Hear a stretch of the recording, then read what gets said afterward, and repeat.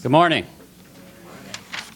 So I want to, first of all, just thank you all for coming out. Again, I was just saying to James and the panel up here that people seem to love these events that we're doing where we're bringing public intellectuals to the business school arena, but they seem to hate the Friday morning part of it. So I appreciate you all slugging through the weather and getting here. This is a topic that is actually very close to my heart, and so it's great to add this onto the other events that we've done. One of the first event that we had was with Steve Pearlstein, and really thinking about the way that news media actually thinks about the intersection of business and politics, and then we had another one of thinking about leadership and the ways in which the consulting world really intersects in these ways.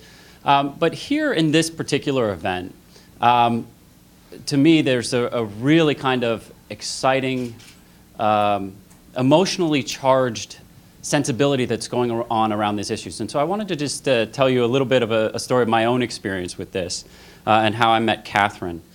Back when I was a very green assistant professor trying to make my way through teaching in a business school class and trying to figure out what did I actually have to give as leadership or creating effective organizations to people who are not that much younger than me. And so, I was constantly talking about the ways in which you manage yourself and the ways in which you deal with mistakes and the ways in which you confront challenges. And that was really my first MBA class, and it was going horribly. And there was some kind of catastrophic breakdown and some moment in which the students were really kind of rebelling. And I had some senior colleagues, Dick, you're laughing because you've been there, I'm sure, at some point.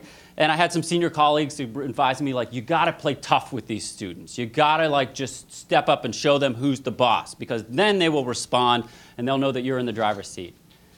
And for some reason, I had a different instinct, which was that I just needed to go in front of the class, do a mea culpa, try to model what I was teaching, and do a restart, and just have a bull session in which they could throw darts at me and be angry, and then really try to reconstruct something that was going to be constructive for us all. And in the end, the class ended up going great, but it was precisely because of that moment, that insight, in which I stood up there and said, I'm messing this up, I'm wrong. Let me figure out how to reboot this. So it's always been a theme for me about leadership. I've thought about it a lot, and there are many examples that we can think about in the popular media, in the business world, in politics, in which leaders seem to have such a difficulty saying, I made a mistake here. And I've always thought that it could be such a valuable thing. So a couple of years ago, I was at a party. It was a friendly gathering. And I met this author who was, at the time the book was not completed, right? I don't even know if it was barely started. It was somewhere on the toddlerhood. It was somewhere on the early stages of the dynamics. And Kathryn's telling me about this book, and I started saying, oh my God, this is such great stuff for leadership. And we got into this very interesting and dynamic conversation about it that I've learned so much from over the course of the years that we've known each other. And then when the book came out, I was just blown away. I just think that for those of you who haven't read it, you should get it, you should read it. I have extra copies in my office if you want one. It's just such a beautifully written and beautifully insightful piece of work that one of the first things I did when I came down here was started thinking about how to get Kathryn to come in and talk to the people that I'm working with today. So the way we've set this up is a little bit different than the other talks. So I'm just going to step aside now and cede the floor to Kathryn. And then two of our experts on leadership, Ty Nielsen and James Bailey, are going to do some commentary, and they'll have some exchange, and then we're going to open up the floor to some conversation. Okay? So once again, it's great to have you here. Thank you all for coming out, and these are the events that make academic institutions exciting, so I hope you enjoy it. Thank you. Kathryn. Thanks, Doug. Thank you both for that introduction, and I owe Doug a huge thanks in general for not only championing this book, but actually for helping me really understand the extent to which this is a book about leadership, which frankly, in the actual writing of it, was not foremost in my thoughts. And so for me, it's also been a kind of incredible opportunity to learn about how to apply some of these ideas that I'm very passionate about to the work that other people do. that said, I feel, and I gather maybe some of you feel this way as well, that 10 o'clock is a very early hour of the morning at which to think about being wrong. So I thought I would kind of ease us into this by just telling you guys a quick story. When I was 21 years old, a friend of mine and I drove across the country from Providence, Rhode Island to Portland, Oregon. And because we were young and unemployed and frankly had nothing better to do with our time, we took the longest route imaginable. And we traveled entirely on back roads and through all these state parks and national forests, and a long way into this journey, somewhere in the middle of South Dakota, I turned to my friend and I asked her this question that had been bothering me for like 2,000 miles. And my question was, what's up with all the Chinese characters by the side of the road? So my friend looks at me totally blankly. You guys are actually doing an excellent imitation of how she looked at me. And I'm like, all these signs we keep seeing with the Chinese character on them. She just kind of stares at me. And after a few moments, she starts cracking up because she figures out what I'm talking about. And what I'm talking about is this.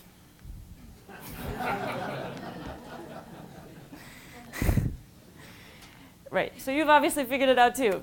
So I love this story because it gets at something really wonderful and kind of strange and occasionally sort of problematic about the human mind, which is that we're incredibly good at generating explanations for what's going on around us. And sometimes these explanations themselves are incredibly good. These days we can explain neutrinos. We can explain tuberculosis. We can explain why monarch butterflies migrate thousands of miles and land in the same tree every summer. And sometimes these explanations are really, really interesting, and we have no idea if they're good or not. We explain things like how the universe got started, and what Shakespeare was like in person, and why your best friend's husband of 30 years just left her. And then sometimes our explanations are not very good, right? Sometimes they are completely unmoored from reality. At no point in this cross-country journey did it cross my mind to step back and think to myself, okay, is there any plausible scenario in which the US Department of Transportation would line thousands of miles of American backroads with Chinese characters? This really did not occur to me as a relevant question. But my point here isn't that these explanations that we generate are sometimes really bad. The point is that the bad ones are totally inseparable from the good ones and the interesting ones.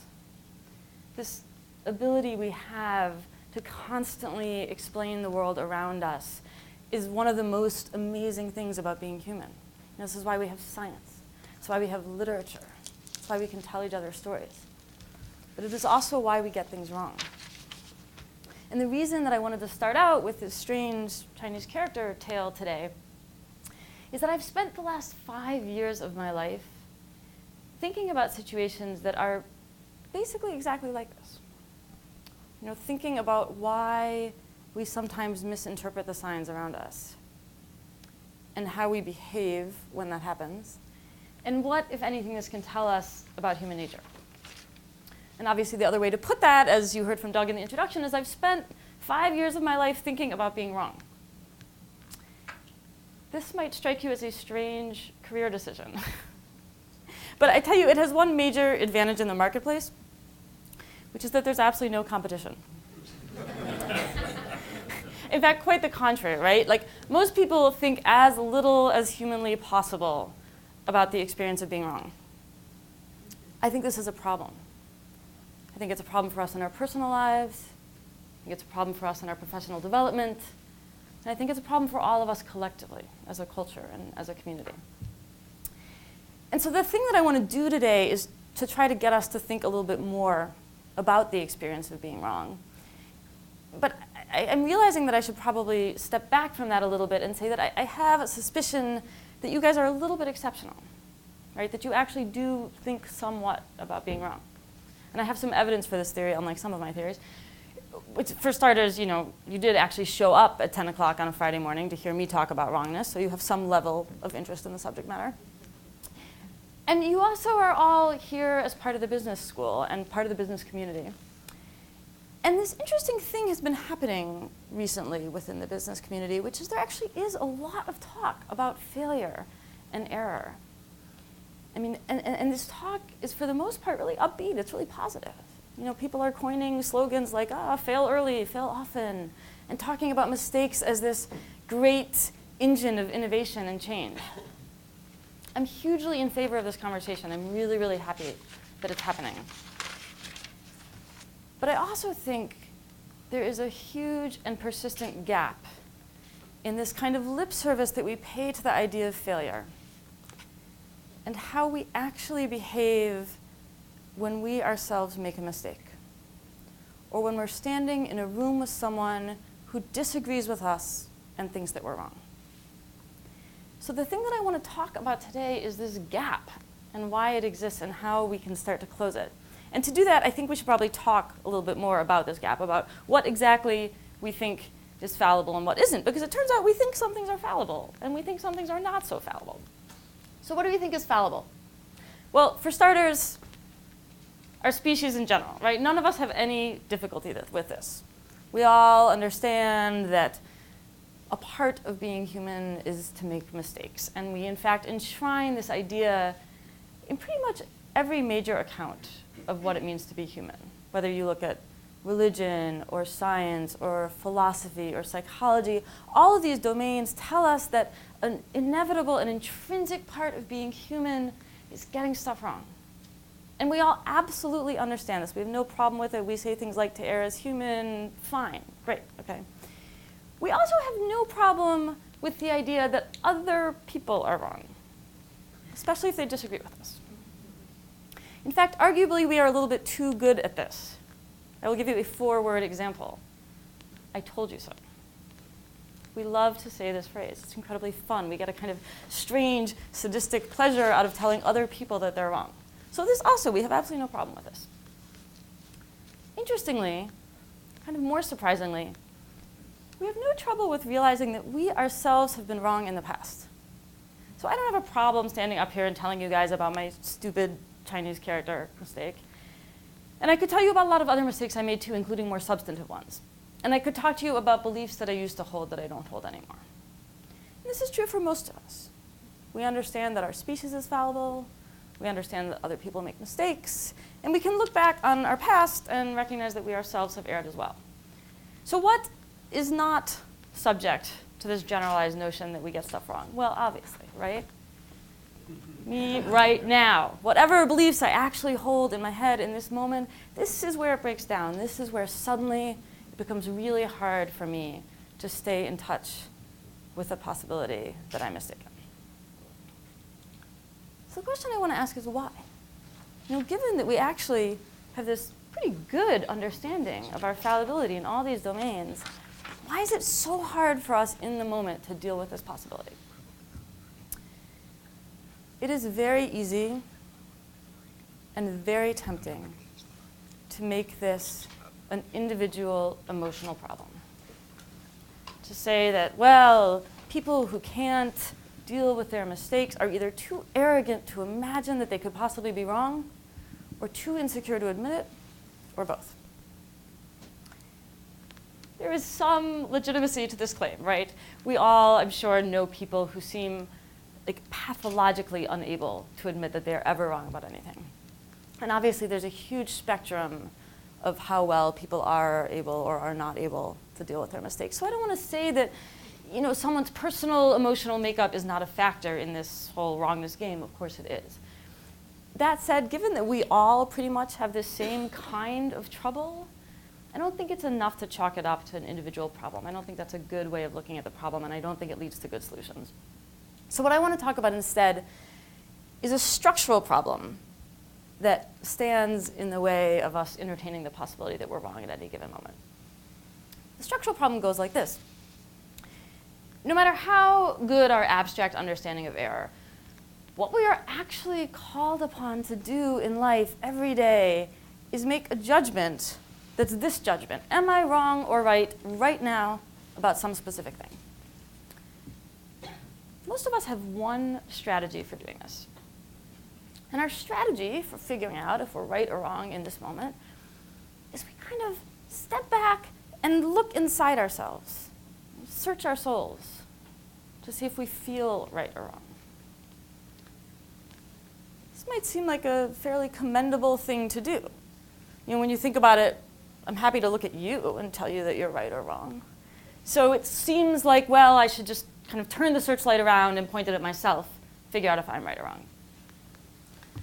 However this might seem in theory, in practice, if this is your strategy for figuring out if you're wrong or not, it's going to fail you almost every time. Let me show you what I'm talking about. So this is one of my favorite optical illusions. Some of you guys have probably seen it before. Here's the trick. I don't know if you guys can see very well the lettering, but there's an A. That's square labeled A, and that's square labeled B. Those two squares are the exact same shade of gray.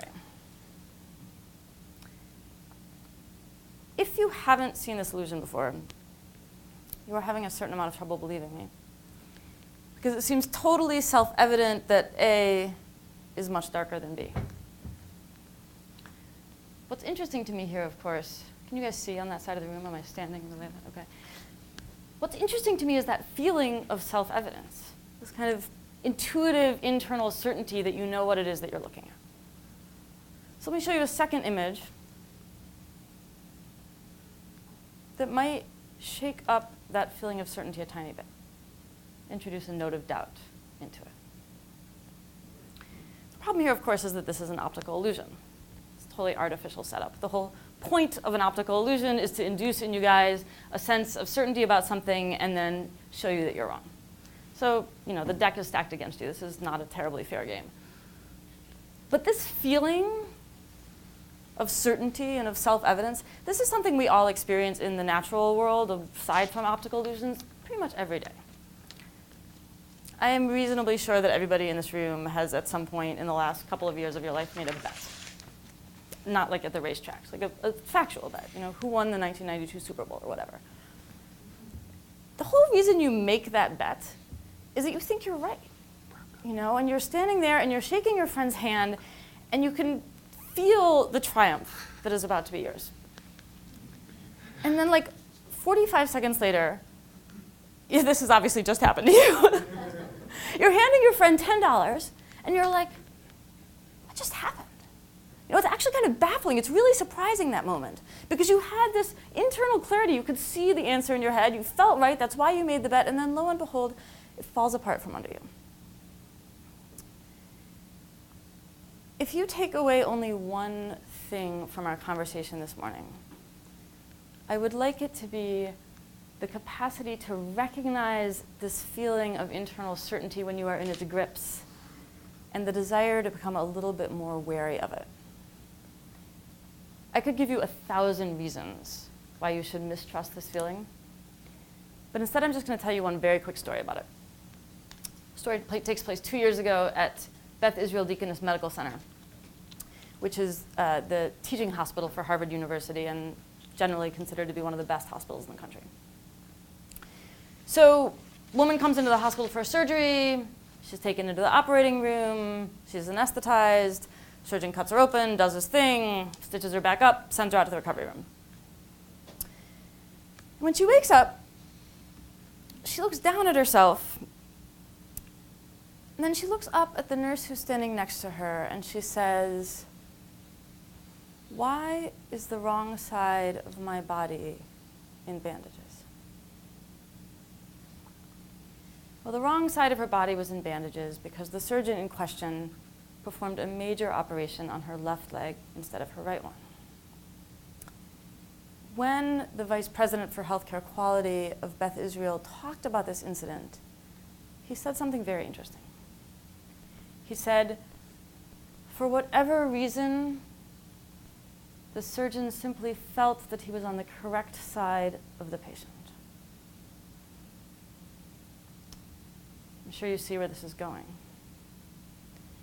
Trusting too much in the feeling of being on the correct side of anything is a pretty dangerous move.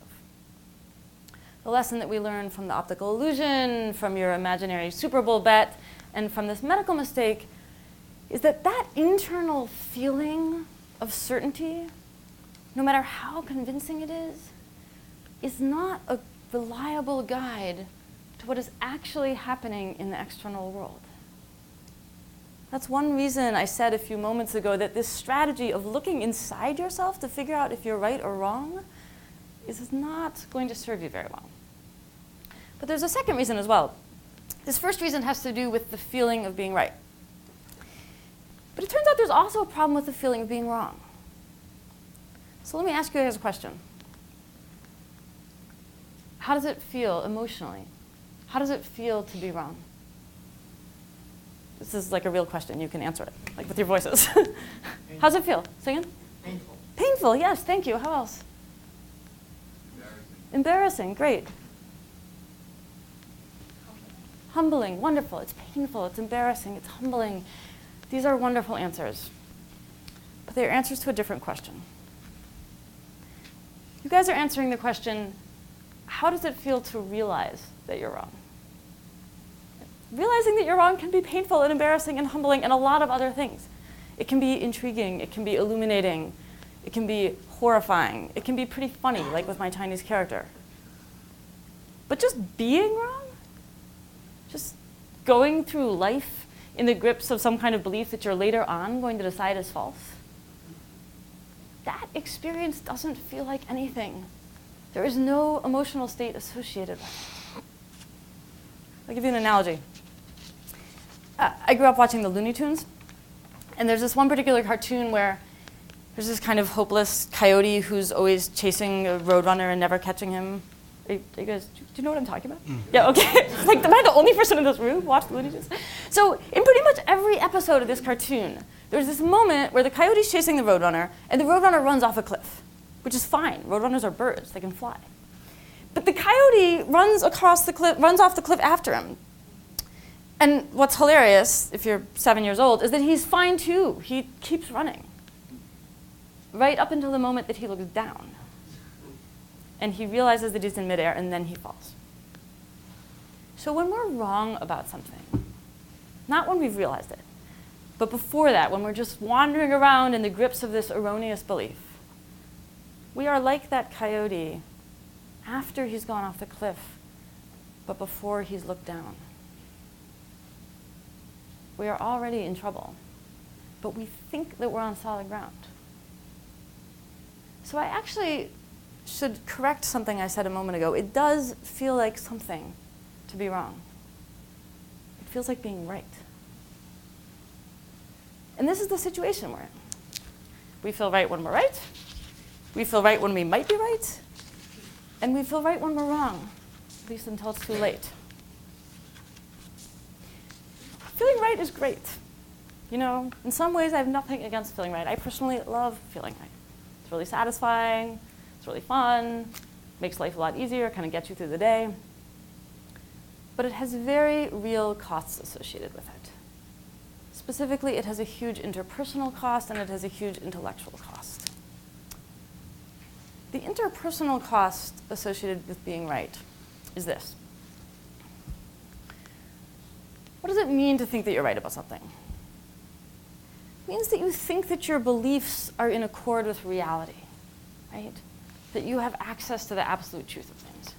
And if that's how you feel, you have kind of a moral problem on your hands. Because you have to figure out what you're going to do about the people who disagree with you.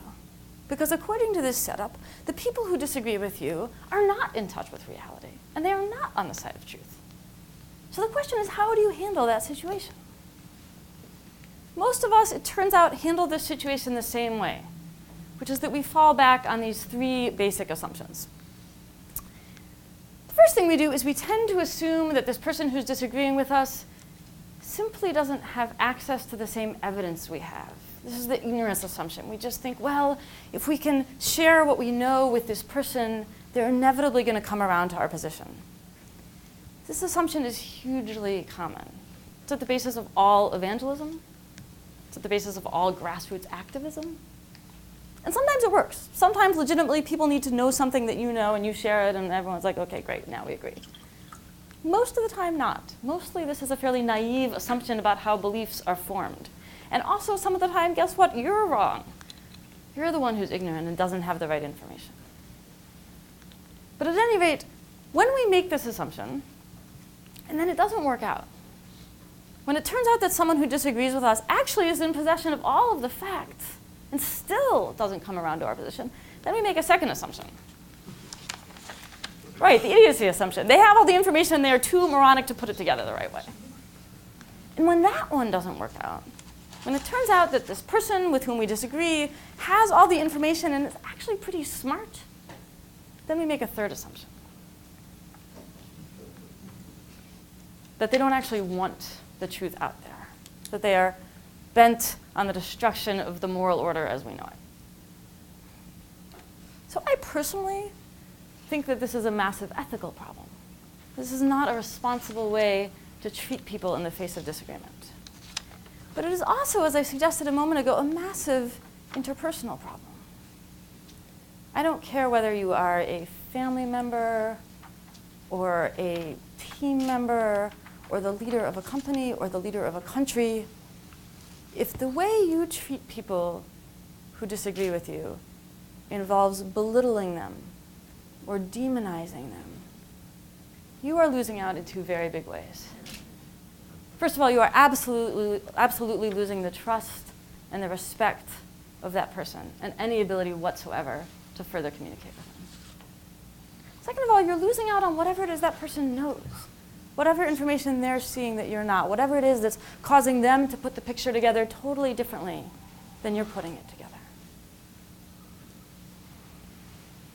Once you do that, you start subtly reorganizing your life so that you're surrounding yourself with people who just do agree with you.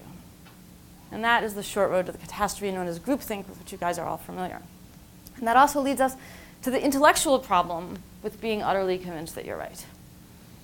Which is that, as it turns out, the feeling of being right is absolutely toxic to intellectual curiosity.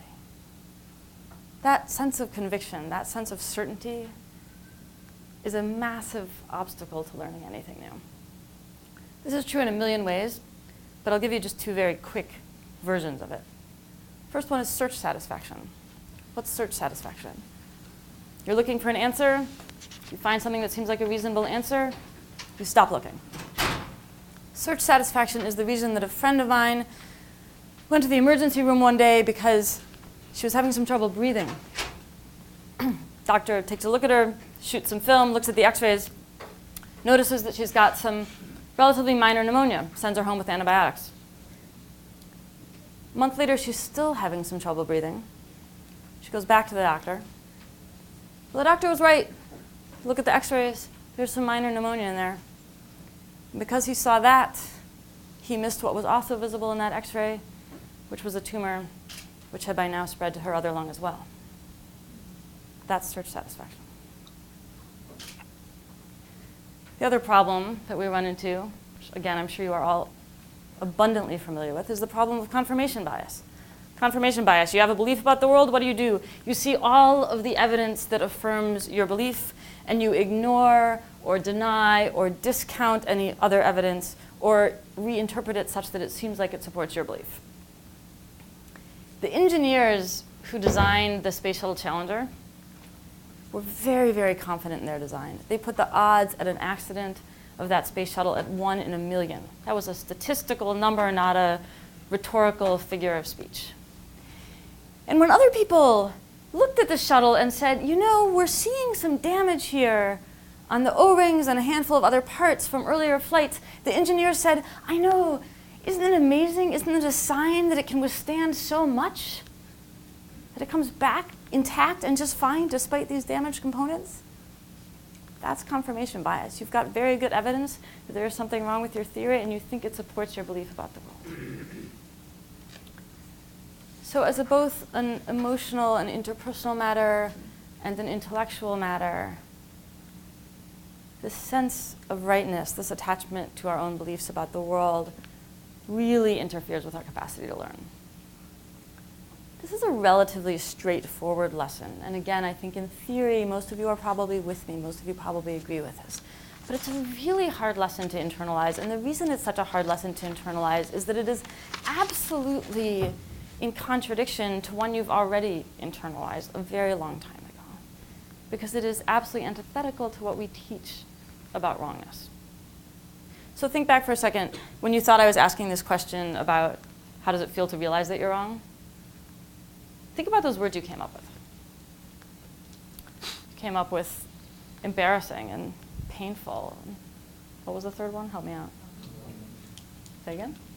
Humbling. Yeah, exactly. And these are the kinds of words we come up with. We come up with these tremendously negative associations with the state of being wrong. You guys didn't just generate that on the spot. You know, this is the fundamental association with wrongness in our culture, is that getting something wrong means there's something wrong with you. And we teach that idea before kids can even walk and talk practically. Think back for a second. I know you're all involved in higher education, but just for a moment, like reorganize this classroom in your mind. It's your elementary school classroom. You're sitting there, and the teacher is wandering around, and she's passing back quiz papers. And one of them looks like this. This is not mine, by the way. Not that I would have a problem with getting so many things wrong. So you're sitting there in your elementary school class, and you know exactly what it means about the kid who gets this paper. That's the dumb kid. That's the bad kid. The troublemaker. So by the time you are 7 or 8 or 9 years old, you have internalized 2 incredibly powerful lessons about wrongness. And the first one is that people who make mistakes are either intellectually inferior or morally inferior or both. And the second one is that the way to succeed in life is to not make any mistakes. I hope I've already convinced you that this first lesson is completely backwards. That actually it is our resistance to making mistakes and to facing up to our fallibility that causes us to treat one another unethically and that closes us off to the possibility of learning. But this second lesson turns out to be really problematic also, this idea that to succeed you need to just eliminate mistakes. And I want to be a little bit careful here because I'm not trying to make the case that we should never seek to prevent errors. Obviously, there are a lot of situations where we do everything in our power to prevent mistakes, right? I would like to never see another mistake like the one that happened in the Beth Israel operating room. I'm terrified of flying. I don't particularly ever want to see a mistake in an airplane. We don't want to see mistakes in nuclear power plants or in deep water oil rigs or in any number of situations where the stakes are obviously massive. But even in those situations, in fact, especially in those situations, you are very poorly served by an attitude toward error that suggests that mistakes are made by stupid people. Because what does that attitude get you? Well, first of all, it drives the mistakes underground, right? If you blame people for making mistakes, all you do is ensure that no one is ever going to come up to you and say, I made a mistake. And so you are not going to know that it happened, you're not going to know why it happened or how it happened, and you are definitely not going to be able to keep it from happening in the future. But also, what exactly is going to be your strategy if your goal is to eliminate mistakes and you think mistakes are made by bad people? Are you going to hire perfect people? I mean, good luck with that. You know, I personally don't ever want to be on an airplane where my safety and the safety of everyone around me is dependent on one fallible human being searching her soul to make sure she's not making a mistake. And that's why these high-stakes domains, they don't work like that at all. They come up with systemic solutions to this problem because they know you can't make a perfect person.